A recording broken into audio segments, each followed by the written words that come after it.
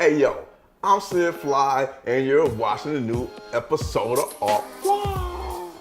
A lot of people be like, Sid, you gotta calm down on all that extra political shit. Well look, it's two sides to Sid. You got the alt side, you got the fly side. And this week, we're gonna be on some total fly shit. We're gonna talk about my favorite chains in hip hop history. Now I know you say most of the time it ain't the chain, it's actually this piece. But for this segment, the medallion and the chain is all gonna be called the chain. Let's not confuse people. This has nothing to do with price and all about what I think the cultural significance of buying that shit is. Sometimes you buy a chain just to clown, and that's what I like. So this is my opinion. If you got a different opinion, put it in the comments down below. Come fly with me as we fly through the jewelry store on top 10 chains in hip hop history.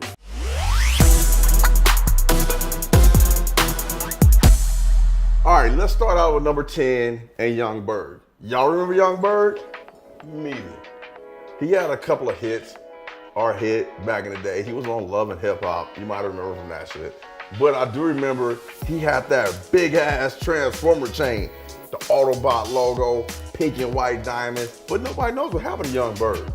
I don't know if the D-Ceps in New York caught up with him and rolled out with them hammers on him, or that nigga just spent too much on the chain and had to get a real job to pay back the label. Young rappers take the lesson from Young Berg. Don't go buy a big ass chain before you drop your second album. Number 9, we're gonna talk about FlowRider and his fucking extremely large Jesus piece. Oh my fucking gosh. That shit was huge.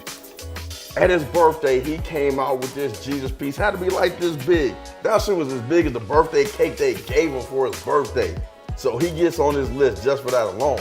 Biggest Jesus piece I ever fucking seen. FlowRider, you a fool for that shit. Now I said that, yo, that was a fucking garbage looking ass chain. Especially with other people around him that had gold chains on, that shit just didn't look right. I know FlowRider got enough money to buy a chain that real, but maybe it was just the size of that motherfucker that he was like, I can't have that much gold. Cause that should have weighed enough for him, even his big ass to be like this. Hashtag fake for posture's sake. Shout out to FlowRider and his chiropractor approved Jesus piece. I'm like this boss that you've seen thus far. Yo, so coming in at number 8, we got Rick Ross with the Rick Ross self chain. Now look, you spend a lot of money on a chain and a piece just so people be like, look at me. How much more can you show the person be like, look at me on my chain? First he started with the face, then he gave himself the face and the body. Yo, he was shitting on motherfuckers with that shit. The chain cost $1.5 million. The gold and black diamonds, the whole body and face in gold with the black beard and eyes.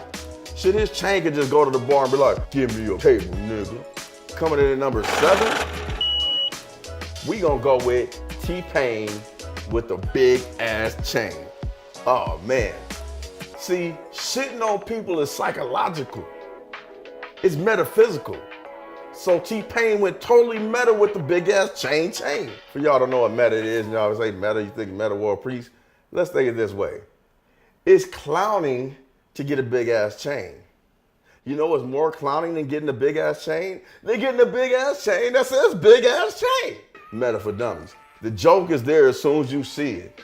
$410,000 worth of I'm shitting on you shit. Jay-Z said the auto-tune is dead, but obviously it wasn't, because that nigga had enough to spend almost $500,000 on the shit that said big ass chain, which was a big ass joke. Coming in at number 6, we got raindrops, drop tops.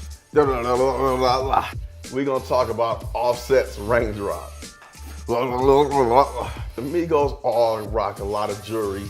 You know what I'm saying? Quavo got the iced out Yoda. I like that, it almost made the list. But the reason why I put Offset's Raindrop on this list, because he spent $100K just to promote his song. It was his single.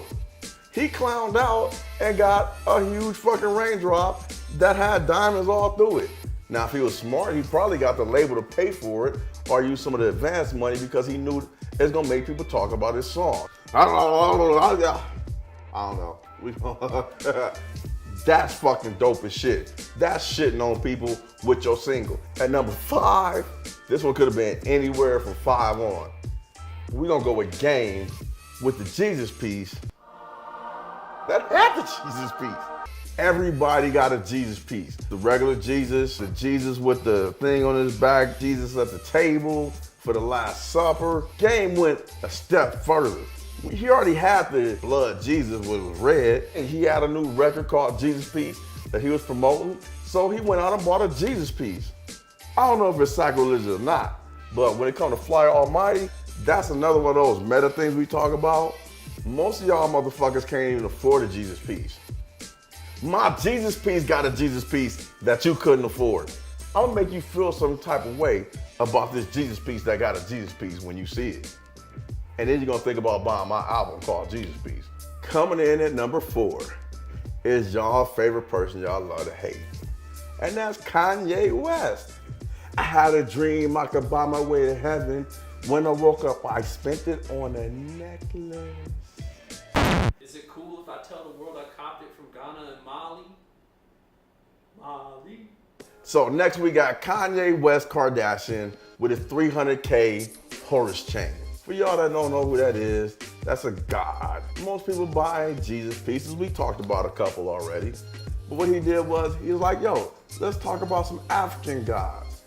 You know, a lot of people mad at Kanye right now. But you know what? When he rocked this chain and brought that out for the advertising pieces for Watch the Throne, it was so dope that most people forgot that he was wearing a fucking skirt. The chain itself came in triangle and different type of links. It wasn't just a regular chain. I get this on the list because you know what it does? It shows education. You know what I'm saying? It shows his love for black gods and black culture. At number 3, we got Ghostface Killah. Now, Ghostface kills with a lot of his jewelry, but this piece takes it a step further.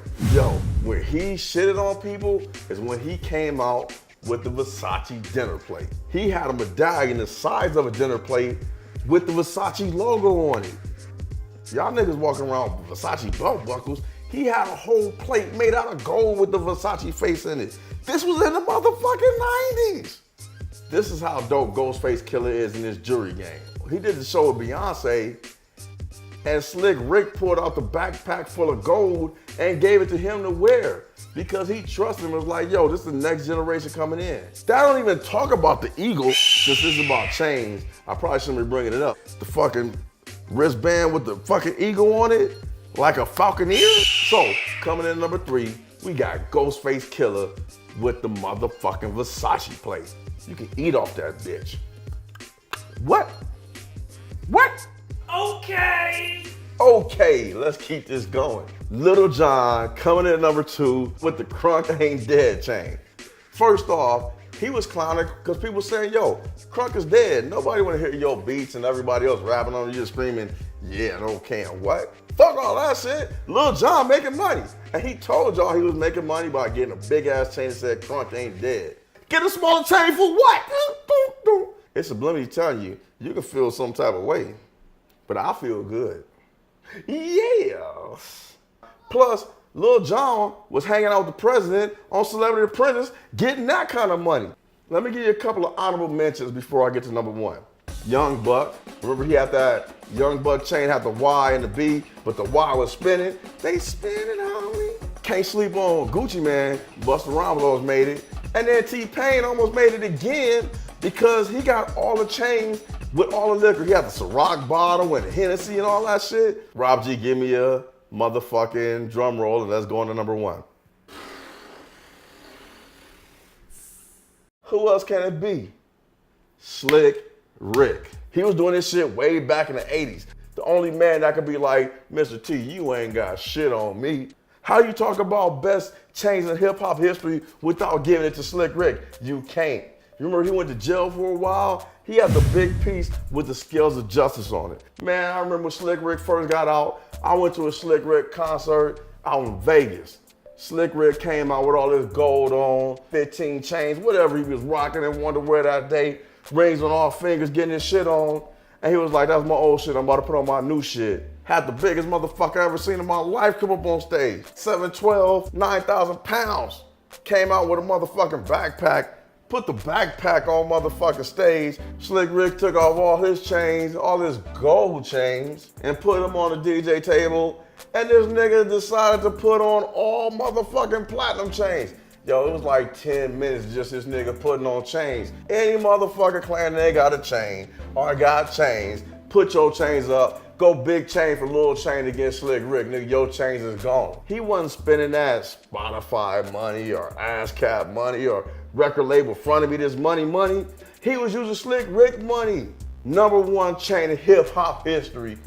Always gonna go to Slick Rick. We probably wouldn't even have no 2 chains if it wasn't for Slick Rick. 77 chains. And if you got some other chains you think should have been in this list, put in the comment section. Don't forget to subscribe. Here's some other shows you can watch. I'm Sid Fly. You're watching All Fly. Hope you enjoyed your flight to the jewelry shop.